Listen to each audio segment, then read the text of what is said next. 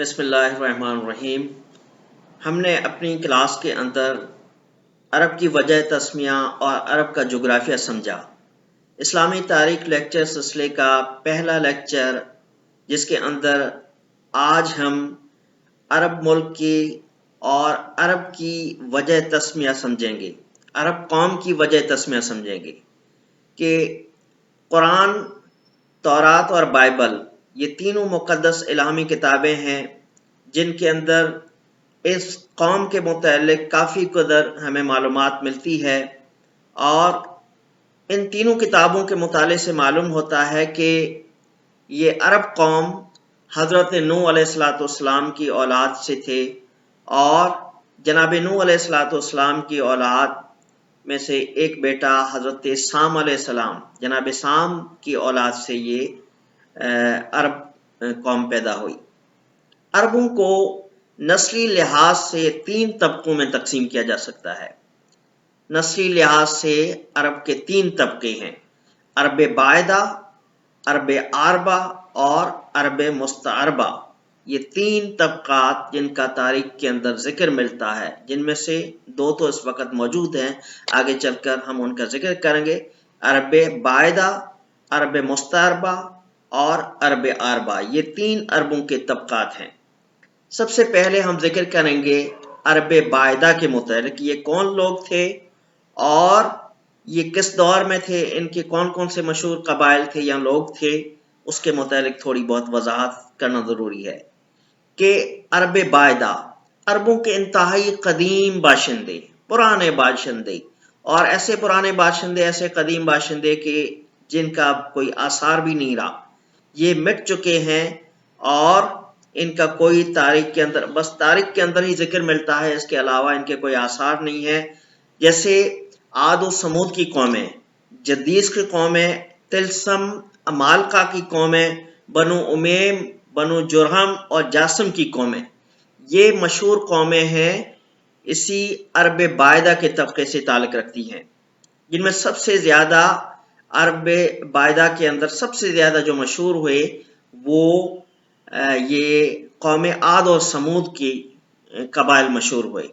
جناب ہود علیہ السلام نبی اللہ، وہ قوم عاد کی طرف تشریف لائے، اور حضرت صالح علیہ السلام قوم سمود کی طرف تشریف لائے، لیکن ان قوموں کی سرکشی اور نافرمانی کی وجہ سے یہ قومیں، اپنی سرکشی نافرمانی کی وجہ سے یہ قومیں تباہ ہو گئیں، برباد ہو گئی، اور اللہ کے عذاب کا شکار ہو گئیں۔ اب یہ عرب باعدہ انتہائی قدیم قوم ہیں، قدیم لوگ ہیں جو کہ اس ملک کے اندر آباد ہوئی، اور ان کے اندر جیسا کہ عاد و سمود کے علاوہ ذکر ہو چکا کہ عمالقہ، تلسم، جدیس اور بنو جرہم، بنو امیم، یہ مشہور قبائل تھے ان کے، جن کا تاریخ کے اندر ذکر ملتا ہے۔ ان لوگوں نے عراق سے لے کر شام تک حکومتیں قائم کی، بلکہ مصر تک حکومتیں قائم کی، اور بابل اور اشور کی مشہور سلطنتیں، مشہور تہذیبیں، تمدنیں ان لوگوں نے ہی بنائی، اور ان تمدنوں کے بانی یہی لوگ تھے۔ بہرحال یہ قومیں کیسے صفحہ ہستی سے مٹ گئیں، ان کے آثار بھی باقی نہیں رہے، اس کے متعلق تاریخ میں ہمیں کچھ زیادہ تفصیلات تو نہیں ملتی، لیکن بابل، مصر، یمن، عراق کے آثار قدیمہ کے انکشافات سے معلوم ہوتا ہے، اور ان انکشافات اور ان آثار سے تھوڑی بہت معلومات جو ہے ہمیں حاصل ہوتی ہے، لیکن زیادہ تر ان قوموں کے متعلق قرآن کے اندر، بائبل کے اندر اور تورات کے اندر کافی کچھ معلومات ملتی ہیں، لیکن اتنی تفصیل نہیں ملتی۔ بہرحال یہ بات تو طے ہے کہ یہ لوگ اللہ تعالیٰ کی نافرمانی اور سرکشی کی وجہ سے تباہ برباد ہو گئے، اور عذاب نے انہیں آ کر گھیر لیا اور نیست و نابود ہو گئے۔ دوسری قوم عرب عاربہ، عربوں کا دوسرا طبقہ، قوم نہیں بلکہ عرب قوم کا دوسرا طبقہ عرب عاربہ، یہی اصل عرب ہیں، اور یہ لوگ یمن اور اس کے آس پاس قرب جوائر کے باشندے تھے، یمن اور اس کے آس پاس کے باشندے تھے، اور یہ لوگ تاریخ کے اندر بنو قحطان کہلاتے تھے۔ بنو قحطان، ایک روایت یہ ہے کہ حضرت نوح علیہ السلام کے بیٹے سام کے بیٹوں میں سے ایک کا نام قحطان تھا، یہ ان کی اولاد سے تھے، اور دوسری روایت یہ ہے کہ یہ جناب حضرت ہود کے بیٹے قحطان، جناب حضرت ہود کے بھی ایک بیٹے تھے قحطان، ان کی اولاد سے تھے۔ بہرحال یہ دو مختلف آراء ہیں، لیکن یہ بات طے ہے کہ حضرت نوح علیہ السلام کے بیٹے قحطان تھے، اس میں کوئی شک نہیں ہے، وہ تاریخ میں اس کا نام باقاعدہ طور پر ملتا ہے، اور جناب ہود علیہ السلام کے بیٹے کا بھی تاریخ کے اندر نام ملتا ہے۔ شرح نسب کچھ اس طرح بیان کیا جاتا ہے، شاید کہ کہا گیا کہ جناب ہود علیہ السلام کے جو بیٹے تھے یارب بن یشجع بن قحطان بن ہود، یہ وہ بیٹے تھے جن سے قحطان کا مشہور قبیلہ یارب وہ آگے بڑھا اور اس کی نسل آگے بڑھی۔ بہرحال بنو جرہم اور بنو یارب قحطانیوں کے بڑے مشہور قبیلے تھے۔ بنو یارب کے اندر بتایا جاتا ہے کہ ایک بہت مشہور شخصیت اور ان کے بہت بڑے مشہور بزرگ عبد شمس کے نام سے پیدا ہوئے، عبد شمس ہو کر گزرے ہیں، اور عبد شمس نے سد معرب مشہور شہر تھا یمن کا، وہ آباد کیا، وہ بسایا۔ یہ شہر یمن کے اندر اتنا خوبصورت اور آباد اور سرسبز اور شاداب شہر تھا کہ دور دراز تک اس کی شہرت پہنچ گئی، اور لوگ جو ہے اس شہر کو دیکھنے کے لیے دور دراز سے آتے تھے۔ شہر کے برابر میں آمنے سامنے 3 پہاڑ ہوا کرتے تھے، ان تینوں پہاڑوں کے بیچوں بیچ عبد شمس نے ایک بہت بڑا ڈیم بنوایا تھا، ایک بند بنوایا تھا پانی کا۔ پہاڑوں کے اوپر سے پانی بہتا ہوا، بارش کا پانی اور کچھ چشموں کا پانی بہتا ہوا اس ڈیم کے اندر، اس بند کے اندر آتا تھا اور جمع ہوتا تھا۔ وہ پانی مختلف نہروں کے ذریعے معرب شہر میں داخل ہوتا تھا۔ شہر اور اس کے آس پاس جو فصلیں، کھیتی باڑی اور باغات ہوتے تھے اسی پانی سے آباد ہوتے تھے۔ لوگوں کے نوش کرنے کے لیے، لوگوں کے کھانے پینے کے لیے بھی یہی پانی استعمال ہوتا تھا۔ لیکن کچھ عرصے کے بعد، کچھ مدت کے بعد ایسا ہوا کہ یہ بند ٹوٹ گیا، اس میں دراڑیں پڑ گئی، یہاں تک کہ بند پھٹ گیا، اور اس بند نے ایک سیلاب برپا کر دیا، جس کی وجہ سے عرب کا یہ سارا خطہ جو یمن تھا اس زمانے میں وہ ڈوب گیا، سیلاب کی زد میں آ گیا۔ اور اس سیلاب کا ذکر قرآن پاک کے اندر بھی موجود ہے۔ تو عرب کے قدیم اشعار کے اندر، نظموں کے اندر، شعر و شاعری کے اندر بھی یہ بند ٹوٹنے کا ذکر ہے۔ اس کے بعد قحطان کے جو مختلف قبائل تھے، وہ یعنی یہ عرب عربہ، وہ تتر بتر ہو گئے، مختلف علاقوں میں پھیل گئے۔ کوئی ایران کی طرف چلا گیا، کوئی شام کی طرف چلا گیا، تو کوئی مصر کی طرف چلا آیا۔ ایک قبیلہ ان میں سے بنو جرہم قبیلہ جو تھا وہ مکہ مکرمہ کی طرف چلا آیا۔ آگے ہم چل کر بات کریں گے کہ بنو جرہم کون تھے اور بنو جرہم کی اصلیت کیا تھی، یعنی کہ بنو جرہم کے عربوں کے جو تیسرے طبقے تھے، بنو مستعربہ، عرب مستعربہ، ان سے کیا تعلق تھا۔ بہرحال یہ بند ٹوٹ گیا اور سیلاب برپا ہو گیا، پورے یمن کے اندر ایک سیلاب آ گیا۔ بات ہو رہی تھی عرب عربہ کی، کہ جن کو بالفاظ دیگر ہم قحطان بھی کہتے ہیں، بنو قحطان بھی کہا جا سکتا ہے۔ حضرت سام کی اولاد سے یا حضرت ہود علیہ السلام کی اولاد سے یہ لوگ تھے، قدیم عرب، اور یہ عاد و سمود کی تباہی کے بعد آ کر اس علاقے کے اندر بسے، وہیں رہے، اور وہیں پر ان کی نسل پھلی پھولی اور بڑی آگے بڑھی۔ بہرحال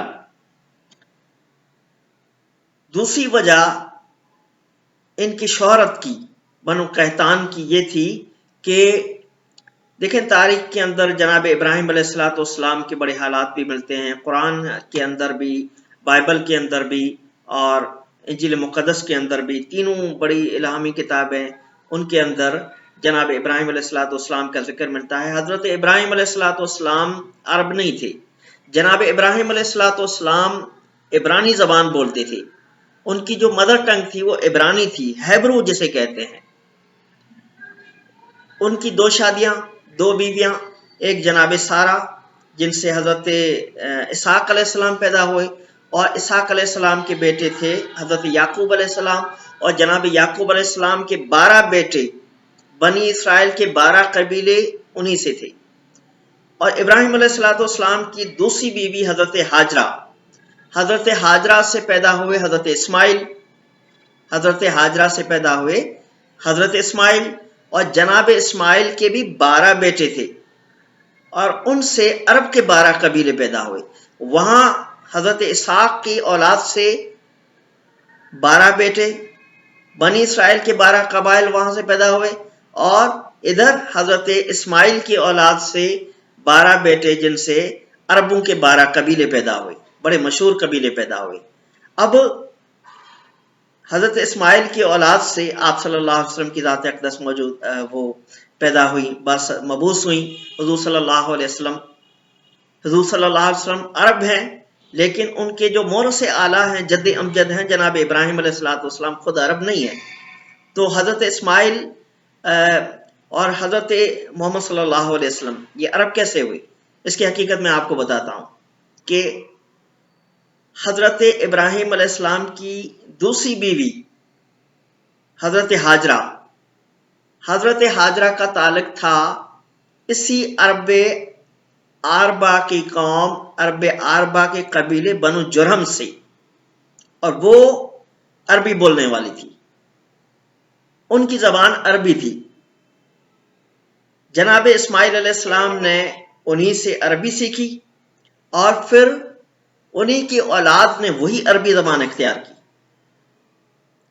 لہذا نسلی طور پر وہ عرب نہیں تھے، لیکن چونکہ ماں کی طرف سے وہ عرب تھے، ان کا ننیال عرب تھا، اس لیے وہ عربی بولنے لگے، عربی زبان ان کے اندر رائج ہو گئی۔ اور اس کا ذکر قرآن و حدیث کے علاوہ دیگر الہامی صحائف کے اندر بھی موجود ہے، ملتا ہے باقاعدی طور پر۔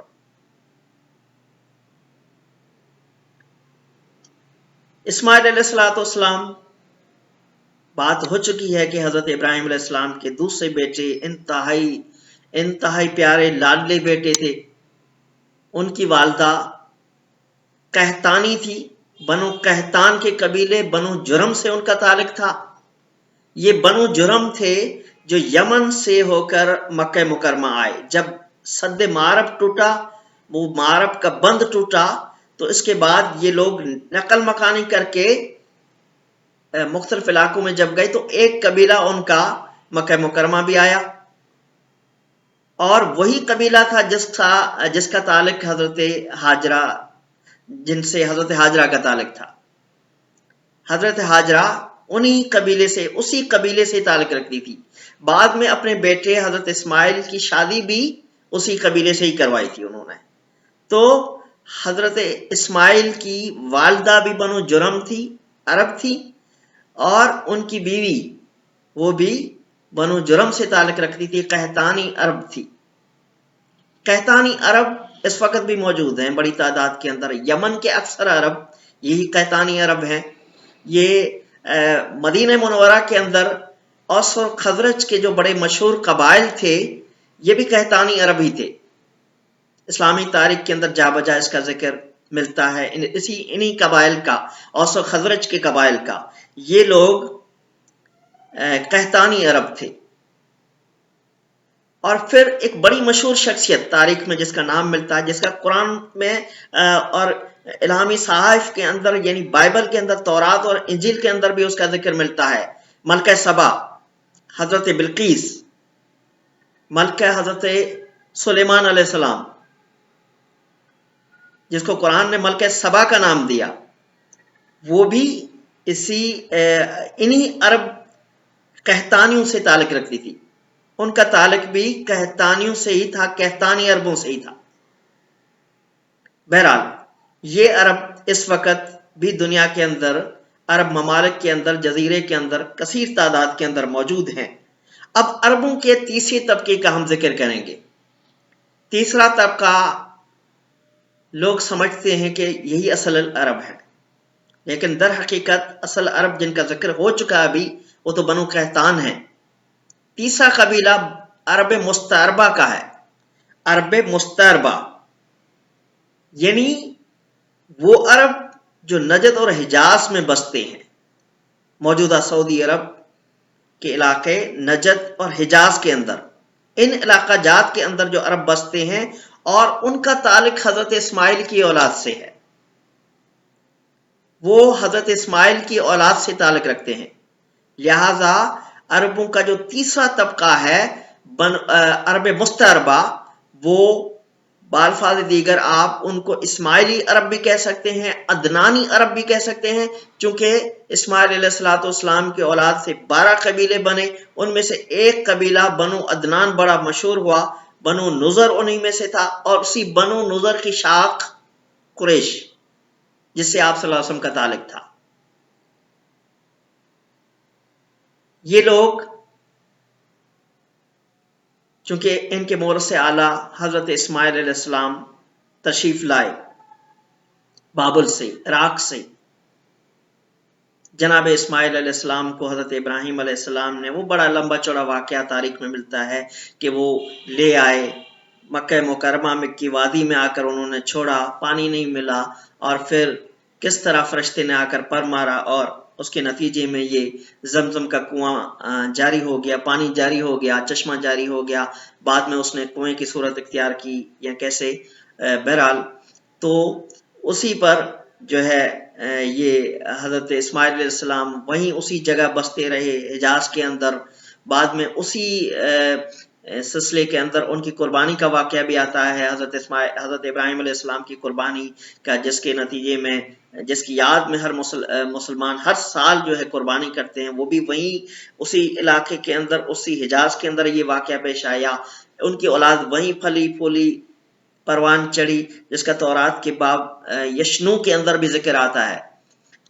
پھر بعد میں یوں ہوا کہ بنو جرم آئے، اور بنو جرم کی ایک خاندان کی ایک عورت سے حضرت اسماعیل علیہ السلام کی شادی کروائی گئی، اور پھر ان کی اولاد پھلی پھولی، ذکر ہو چکا تاریخ کے اندر بار بار. لیکن پھر عرب کا ایک اور قبیلہ بنو خزا وہاں آیا، اور بنو خزا اور بنو بکر، یہ دو بڑے مشہور قبائل، یہ بھی قحطانی تھے. انہوں نے آ کر بنو جرم کو جو ہے وہاں سے بے دخل کیا. جنگ ہوئی باقاعدہ طور پر، اور جنگ میں بنو جرم کو شکست ہوئی، شکست سے ہمکنار ہونا پڑا، اور اس کے نتیجے میں جو ہے بنو خزاعہ نے وہاں قبضہ کر لیا مکہ مکرمہ کی وادی پہ. بنو جرم نے جاتے ہوئے زمزم کے کنویں کو بھی پاٹ دیا، اور عرب کے قدیم جو ان کے پاس نشانیاں تھیں حضرت اسماعیل کی اور ان کے بزرگوں کی، وہ بھی اس کے اندر انہوں نے دفن کر دی. بعد میں آگے چل کر انہوں نے جو ہے اس کنویں کو دوبارہ دریافت کیا اور پانی جاری ہوا اللہ تعالیٰ کے حکم سے. لیکن بنو خزا کے اندر ایک شخص پیدا ہوا عمرو بن لہی کے نام سے. عمرو بن لہی خزائی، یہی وہ بدبخت شخص تھا، یہی وہ بدنصیب انسان تھا جس نے سب سے پہلے خانہ کعبہ کے برابر میں آ کے بت رکھا، اور وہیں سے بتوں کی عبادت خانہ کعبہ کے اندر شروع ہو گئی. یہ عمرو بن لہی بنو خزا سے تعلق رکھتا تھا. یہ چلنے پھرنے گھومنے والا آدمی تھا، سیر و سیاحت و تجارت کی خاطر دنیا کے مختلف ملکوں جایا کرتا تھا. کسی ملک میں اس نے دیکھا کہ لوگ بتوں کی عبادت کر رہے ہیں. عربوں کے اندر بتوں کی عبادت کا کوئی تصور ہی نہیں تھا، لوگ جو ہے اس سے ناواقف ہوا کرتے تھے. وہ تو ایک حضرت ابراہیم علیہ السلام کے بتائے ہوئے دین اور مذہب حنفی پر، دین حنیف پر وہ قائم تھے، اسی کے مطابق وہ قربانیاں کرتے تھے، عبادتیں کرتے تھے، اور توحید کے ساتھ ان کا بڑا لگاؤ تھا. لیکن یہ لوگ سب سے پہلے عمرو بن لہی خزائی نے کہیں سے بت وہ لے آیا، اور عرب کے اندر اس کی باقاعدہ طور پر پوجا شروع ہو گئی خانہ کعبہ کے اندر. تو یہ واقعہ تو قحطانی عربوں سے تعلق رکھتا ہے. لیکن ہم ابھی اس وقت بحث کر رہے ہیں عربوں کے تیسرے طبقے بنو عرب مستعربہ سے، کہ عرب مستعربہ وہی عرب ہیں، اس سے مراد وہ عرب ہیں جن کا تعلق حضرت اسماعیل علیہ السلام سے ہے. اور یہ دوسرے الفاظ میں عدنانی عرب بھی کہلاتے ہیں، تو اسماعیلی عرب بھی کہلاتے ہیں، اور ان کی سب سے بڑی جو مشہور شاخ ہے وہ بنو نظر، اور بنو نظر کی سب سے مشہور شاخ قریش، جن سے آپ صلی اللہ علیہ وسلم کا تعلق ہے۔ تو عربوں کے 3 طبقات کے حوالے سے آج ہم نے اپنے لیکچر کے اندر بحث کی۔ انشاءاللہ اگلے لیکچر میں ہم اگلے کسی ٹاپک کے ساتھ حاضر ہوں گے۔ آپ سب اپنے مطالعے کو جاری رکھیں، اسٹڈی کو جاری رکھیں۔ اللہ حافظ و ناصر۔